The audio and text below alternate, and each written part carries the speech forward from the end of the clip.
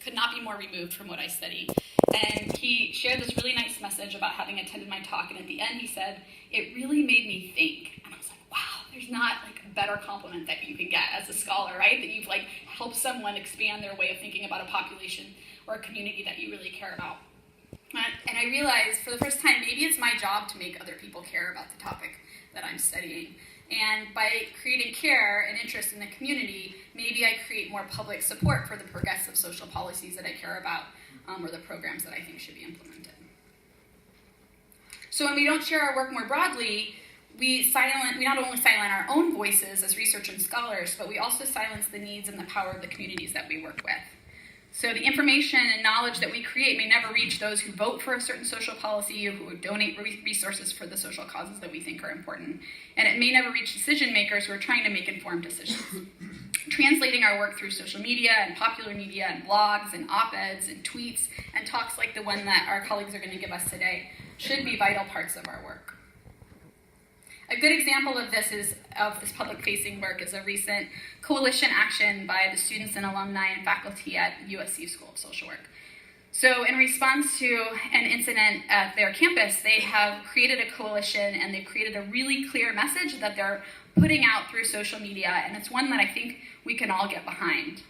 And it's in the context of the Me Too movement that's happening all over our country, and it creates an opening for us as social work scholars who care about issues of power and oppression to engage our research and our scholarship into this discussion.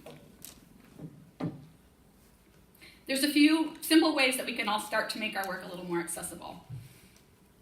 You can ban the bullet. So this idea that we remove all the bullets from our slides and all the words and all the big numbers and texts, and we start using images to share some of our work. There's cognitive science that shows that it's almost impossible for you all to be reading lots of words on a slide and listening to what I'm saying. So in a way, some of those notes that we're just using to tell us what to say are a distraction from what your audience is trying to see. You can become a storyteller. So you can invest in the art of storytelling and think as you collect data with your communities, how do I create a story about that work? How do I get permission from my community members to spotlight their experience or to gather the themes of my qualitative work into a profile or a persona that I can share with the community? And you can be a bit vulnerable in how you share your work. Give ourselves permission to share why we're passionate about the topics that we're sharing, how we emotionally connect to the issues that we're studying. So while this can be really challenging and sort of stretch us as scholars, it's helped me to identify for myself what are the common themes that are running across all my work. And why is it important for people to know about? The Brief and Brilliant session was created last year and launched with 6 inaugural speakers, and it was really well received. My favorite comment came from a colleague who afterwards said, "This was the first SWR presentation that made me feel something." So each person here today was given a task to share one important idea, and it was something that they dreamed for the world, and it's related to the conference theme. And they were encouraged to use the stories and images that represented that idea. We encouraged them to deviate as much as possible from the traditional bulleted slides of specific projects and instead share something of themselves and their passions. This is a challenge that I'm grateful they all accepted. Please join me in welcoming them.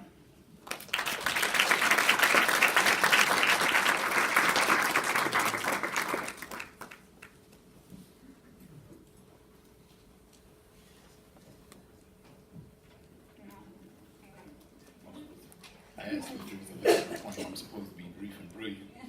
I can at least be brief. 10 seconds in. Good morning. Good morning. Good to see you this morning. I dream a world where race does not define one's experience of the American dream. About 3 weeks ago, I was talking to a guy. He was telling me the story about his grandfather and how he had immigrated to the United States from Italy. And he didn't know the language and, the whole deal, bootstraps and all of that. And so he got a job at United States Steel. And at US Steel, he became a foreman. And there, get promoted, all the things happened. And then now his grandson lives in Upper St. Clair, which is probably one of the most affluent suburbs in the city of Pittsburgh. This is a picture of my grandfather. And the beautiful baby that he's holding is me. My grandfather, his father, Marshall Gross, was a slave. My grandfather, like the gentleman I spoke to, also worked at U.S. Steel. In fact, he worked at U.S. Steel for 42 years. He was told, Ralph, you're a great worker. And if you weren't a Negro, I could make you a foreman. But here at United States Steel, we can't have black men giving white men instruction. And so all that goes with being employed and promoted and raises, and then the eighth wonder of the world, which we all know is what compound interest and buying a better home and all of those things that happen, could not happen for my grandfather because he was black. Now I'm going to ask you to multitask and read a little bit and listen to me at the same time. I dream a world where race and racism is understood as a mega challenge of social work, much like the elephant talking to his therapist.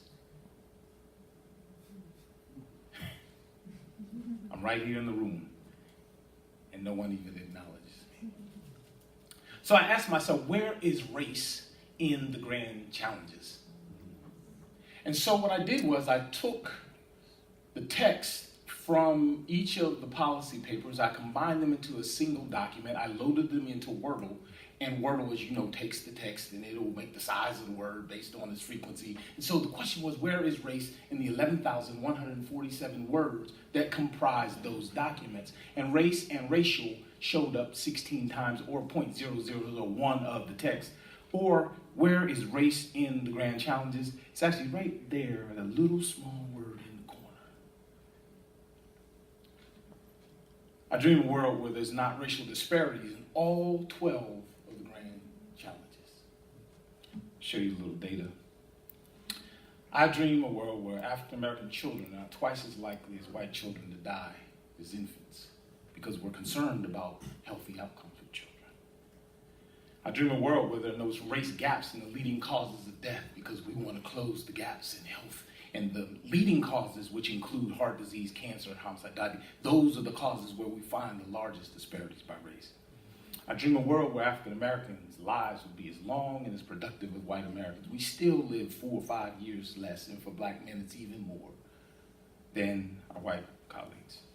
I dream of a world where African American seniors are not socially isolated. So if you look at the top row, African American women, African American men, white men, 25% of African American women asked about their social space where they live independently. A quarter of them indicate that they are limited to the room where they sleep. I dream of a world where African Americans are only 13% of the population, but 40% of the homeless population. I dream of a world where we're not overrepresented in homelessness. I dream of a world where race is not the most significant predictor of living in a toxic environment, not having clean water, living near waste. I dream of a world where African American wealth is not 6.5 times less than that of white Americans, or translated into dollars, $700,000.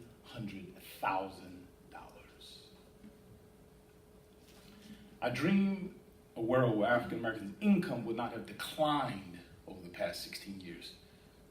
So 2016, our income, $39,490, is actually less than it was in 2000 when it was $41,363. Not to mention that it is over $20,000 less than our white American colleagues.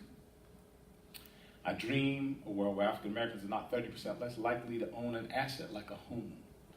If we roll back to our grandparents, one Italian immigrant from Italy, mine from Talladega, Alabama, whose father was a slave. I looked at the price of the home that my grandparents lived in, that I actually have the deed. They paid about $12,000 for that home in 1956. That same home in 2014 is worth $12,000. When Grandpa's Italian, Grandpa African American dies, the real estate that they live in is their primary investment. Neither of them was an investor and all of that, but the property value of their homes, and let's just an estimate, one being $200,000, one being $12,000, that gap is what goes into education, what goes into business startup, which goes into the down payment for the next home, and on and on and on. I dream of a world where African Americans have equal access to and use of technologies to benefit their health. Doctors don't assign the technologies to monitor people's health as frequently, don't have access to technology, don't use the technology for research on health conditions and so forth. I dream a world where African Americans are not 6 times more likely to be incarcerated, where 1 in 3 of black men will be arrested. There's only 2 of us in here. The other one is probably locked up. Yeah. I dream a world where I'm not mistaken as tech support, SSWR. In 2016, after completing my talk, I took this picture of myself. And I don't look real happy because I'm not. Because as I was leaving, one of my white female colleagues comes in the room and says, "Oh, good, are you here to help me set up my PowerPoint?" And so the reason I took my picture of myself, because this right here is my sleigh suit and my money tie. I look good. And the reason that I existed in the mind of my white female social worker colleague was to help her set up her PowerPoint. And my response was, no, I'm not here to help you set up your PowerPoint, but I will. But in my mind, I was like,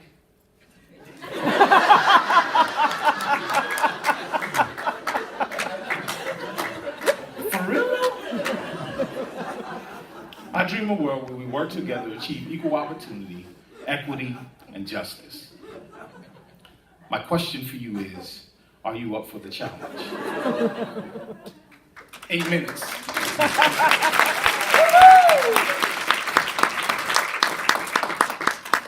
Oh boy, we have some tough acts to follow. Do you think? Good morning, everyone. Good morning.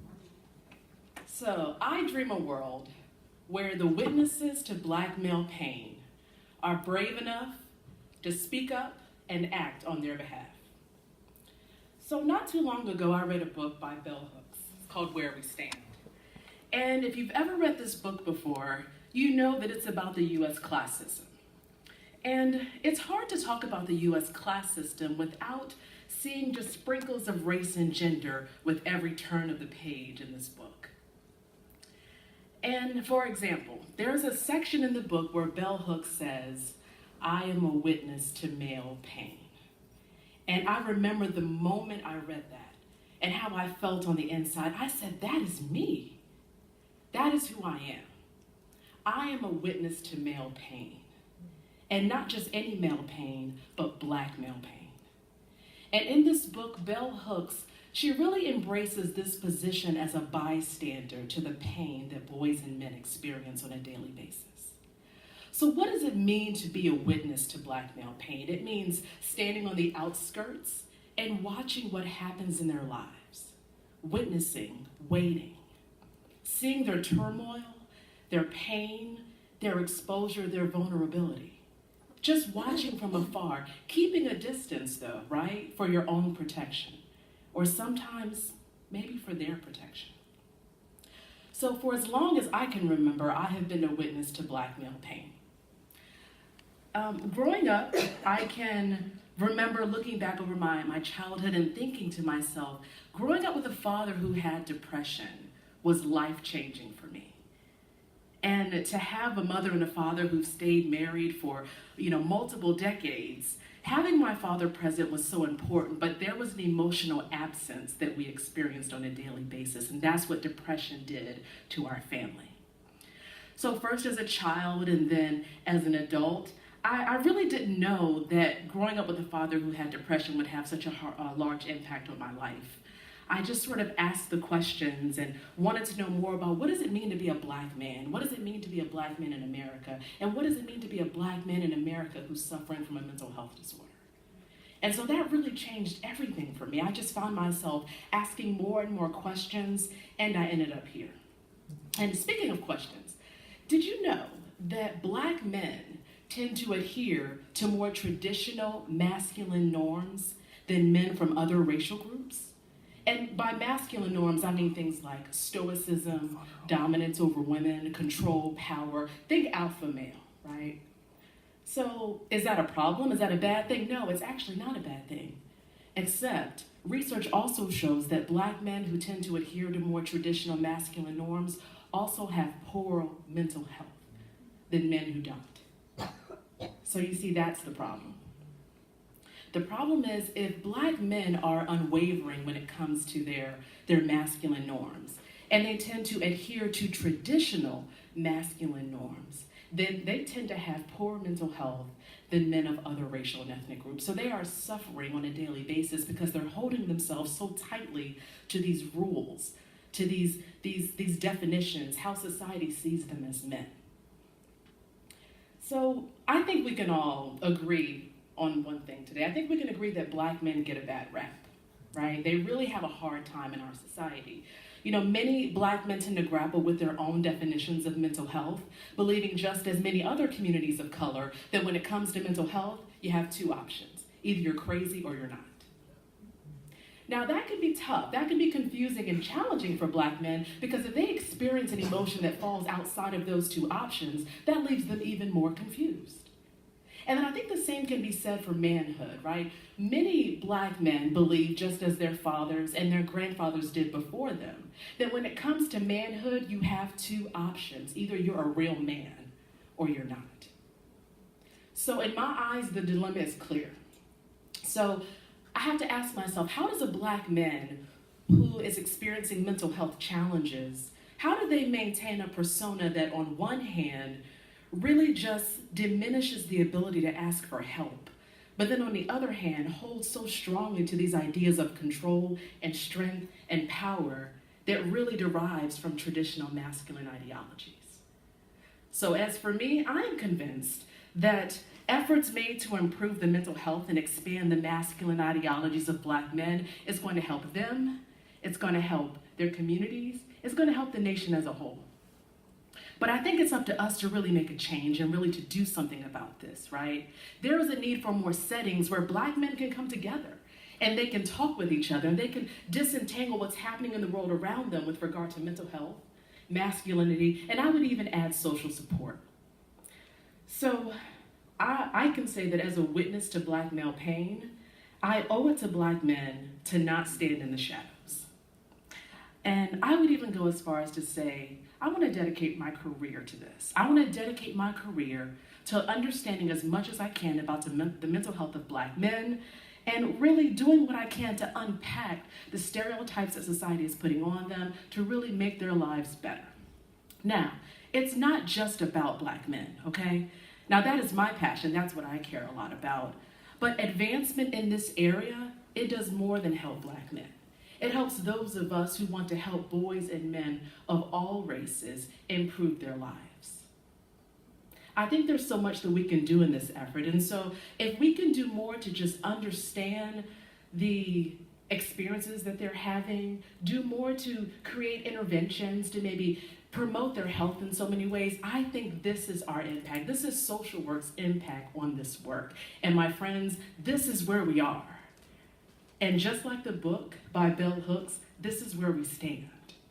This is where I stand. This is where you stand. This is where we stand. So, I dream a world where the witnesses to Black male pain are brave enough to speak up and act on their behalf. I am up for the challenge. Are you? Thank you. I guess you can say that I've had an unusual childhood. I grew up in 7 different countries across 4 different continents.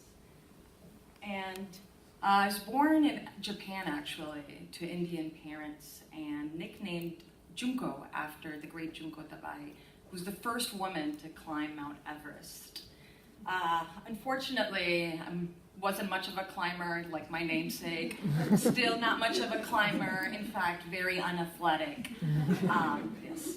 But my privileged upbringing did really open my eyes at a very early age to the fact that, even though the world is constructed and marked by borders, people live their lives in a way that transcend these borders. And that there's so many people whose lives are truly transnational, right?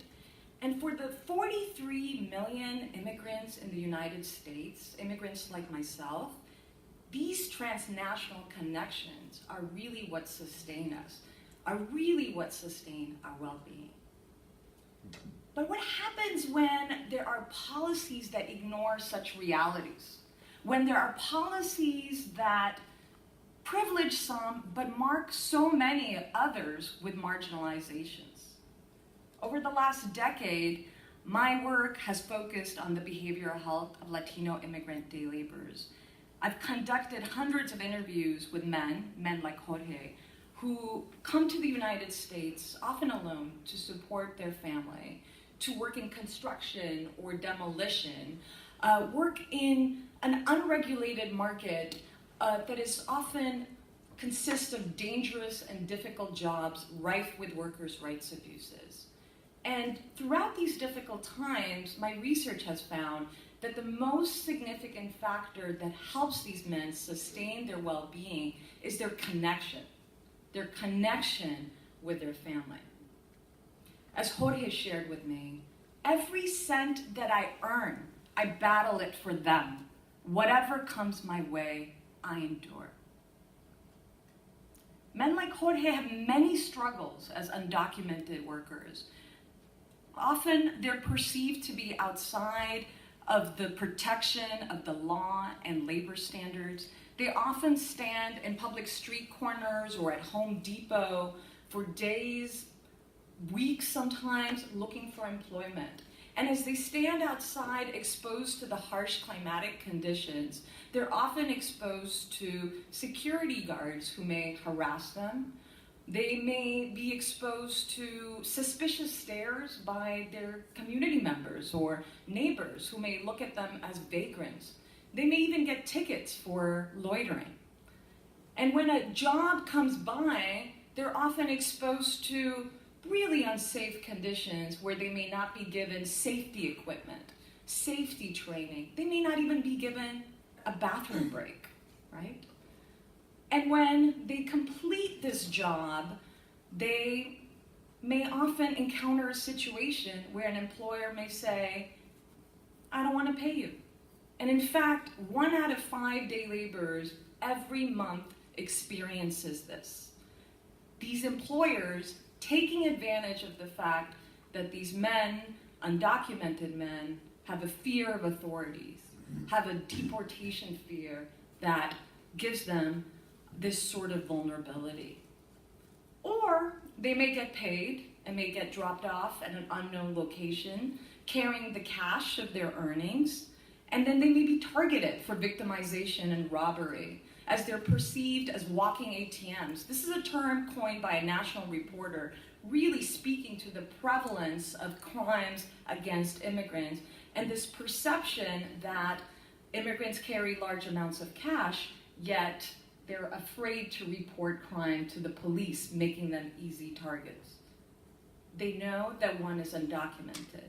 They know that a person, after the whole day sweating, may be doing roofing under the sun, the whole day working, so that one Friday, one guy may take your money, the money that cost you so much to earn, with the sweat of your labor that you have earned, maybe enduring hunger, and by going to the corner to look for work with the hope in God that you will find work. There is sadness in these words, right? Being robbed of wages or not being able to earn enough is deep and painful. And my research finds that this sadness or desesperación is not necessarily in reference to the workers' rights abuses that these men encounter in their daily experiences, or it's not necessarily in reference to the lack of protection that our immigration system engenders, or it's not necessarily in reference to the fact that their own neighbors and community members have a racialized suspicion of them.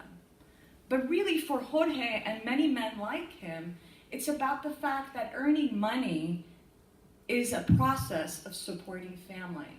It's a process of maintaining connection despite the distance, despite the borders, maintaining that transnational connection. And when an employer refuses to pay Jorge, just as, like I mentioned earlier, 1 out of 5 day laborers experience every month, or when he's robbed, or when he's unable to send money, there is a deep shame and sorrow. There's a fear in these moments that the thread of transnational connection may become, or may be in danger of becoming frayed. Sometimes I don't want to call home. I don't have money, and I know that they're going to need things for school. Sometimes I feel afraid to say I have no money. And that is what is emblematic of this battle to fight what I argue is a state-sanctioned process of disconnection.